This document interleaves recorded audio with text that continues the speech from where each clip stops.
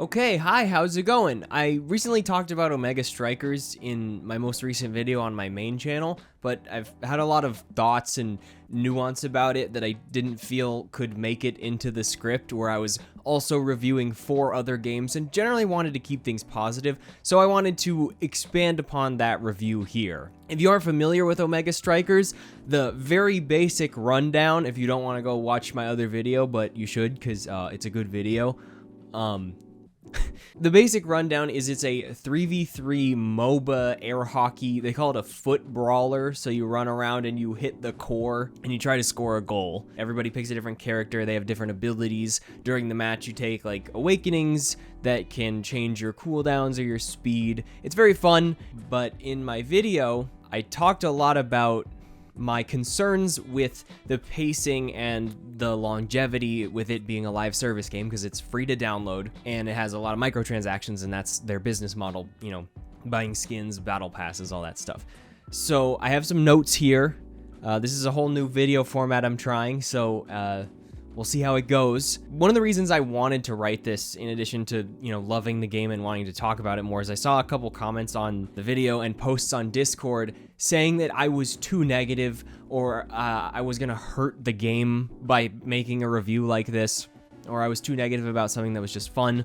The game was originally in the video because I loved the alpha and beta tests I've been doing over the past couple years, and my recommendation was very simple and straightforward. It was like, I love it, it's a party game with some competitive depth, and I didn't really consider the longevity aspect in the same way that I didn't look at Lethal League like that. I played 100 hours of Lethal League. I got more than enough time out of it, and it had a lot of depth, but, you know, I never looked at Lethal League and went like, this is going to be the game that me and my friends are going to play, you know, every week for the next 5 years, which maybe Omega Strikers doesn't have to be that constant, but they need new updates and they need to keep people around if they want people to spend money on skins. Because if anyone doesn't see the personal longevity in Omega Strikers, they're not going to go buy a skin if they don't think they're going to, you know, stick with the game. When I got to editing, the game wasn't out in the full release yet. All I had was the alpha and beta footage, and I had already written and recorded the script, so I waited to edit the Omega Strikers section last. A few days before the game came out,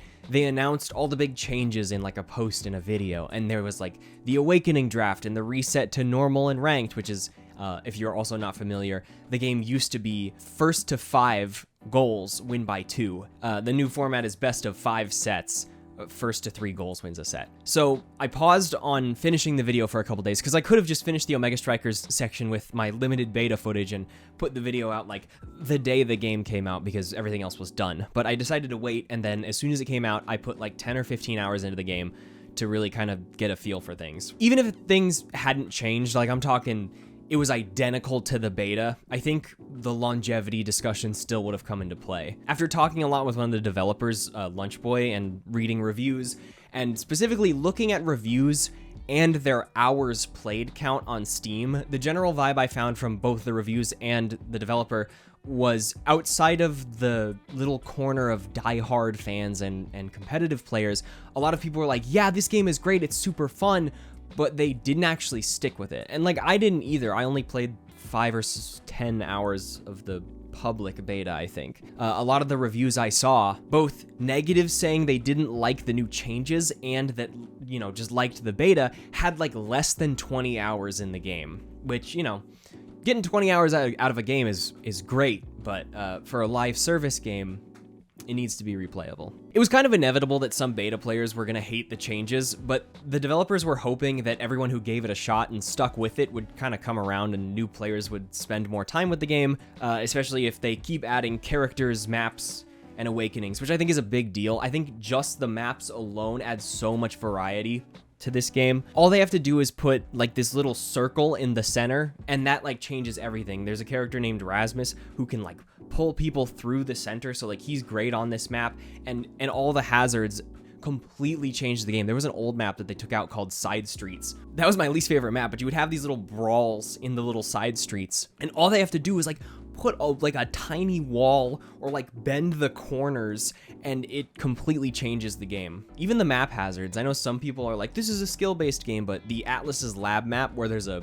black hole in the center that can like curve the core and blow up is super fun. Since I wrote the review and published the video, I've spent another 10 or so hours with the game, and I think the Awakening draft and the rounds were a gamble. I inevitably do think it'll help the game's longevity, especially if they keep releasing the new content and tweaking things. There isn't quite as much depth as I'd like from the Awakenings on some levels, but I think that's kind of a good idea because the game is so simple at its core and you don't really want to scare people off. But there is a bit of counterpicking once you get the hang of things. That's like the one thing I'd probably change or remove from my original review is if you're against like a brawler that's like attacking you, you might change your picks, you know, instead of just taking the one that you really want to score, you might be like, oh, I need some more health. I definitely like this system more than I did initially, but I still feel like they can feel fun or lackluster based on your level of seriousness, how serious you take the game, and the character you're playing. So, for example, if you run Monumentalist on Era, it makes the tornado fucking massive. It makes your creation size like 100% larger and it deals more damage. And taking extra special on a character with a really impactful ult, like I said, Rasmus on Imezap, you can go fishing for kills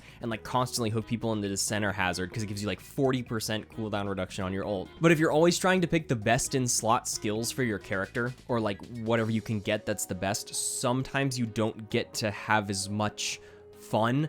I think you can feel it sometimes, but you know, I'm not out here sweating. Sometimes you need stagger, which is the game's health bar, to defend against brawlers, or you need size to defend as goalie. Sometimes size helps as Dubu because he's really slow, so when you have size you can hit the core from further away. Or you need like more projectile range or damage, and these like numbers like speed, damage percent, they don't feel super noticeable. I made a lot of Lethal League jokes in the video, but the closest comparison I have for these systems and how they're implemented is Battle Right, which is a game that me and my friends loved. We all put over 100 hours into Battle Right and probably would have played it a lot more if it didn't die, kinda. But that game had a neat system for implementing variety that could work in a future version of Omega Strikers, but I think it also could be too complicated for the format. I do want to discuss it though, because I think it has some interesting ideas. In Omega Strikers, League, and a lot of other MOBAs, you equip your runes, masteries, trainings, whatever you want to call them, and they're all similar across every player. In Omega Strikers, there are some awakenings that might not work on your character, like the creations increase, but they're all reasonably simple and they usually have something to do with the basic stats. In Battle Right, you edited your loadout after seeing the enemies in each match, but each character had unique masteries that would fundamentally change how their skills worked or how they played.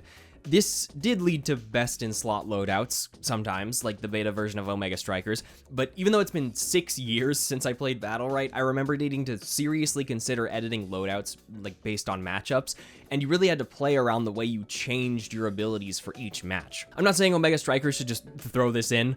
It obviously wouldn't work with the current Awakening draft system, but I do think it would be cool to see something that could let every character feel that noticeable power scaling and each match feeling different vibe that the Awakening system was designed for. I'm adding another line here while editing to say that there is an entire conversation I left out of here on the Awakening system and the RNG aspect of it, which a lot of people are unhappy about, but I think it's a really tough place to be in to try to make a game that's replayable and competitive and fun with friends. A lot of people want different things from Omega Strikers, and especially after the impressions that people got with the beta gameplay, this is something that I feel like is going to be impossible for them to please everyone. Like I've said before, despite all of this, the game is still really fun. My main remaining critique is that the pacing could use a bit of tweaking because games do feel a bit long when they go on to the 5th set.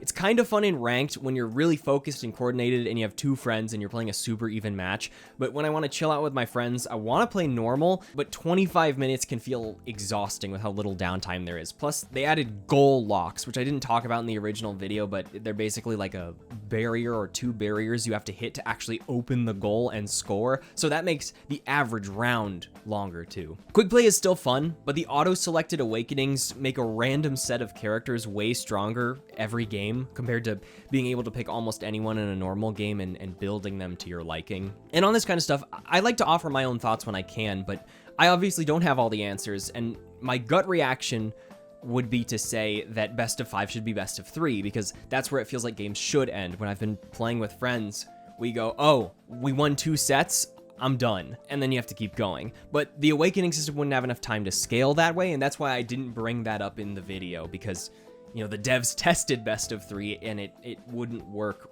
with this system.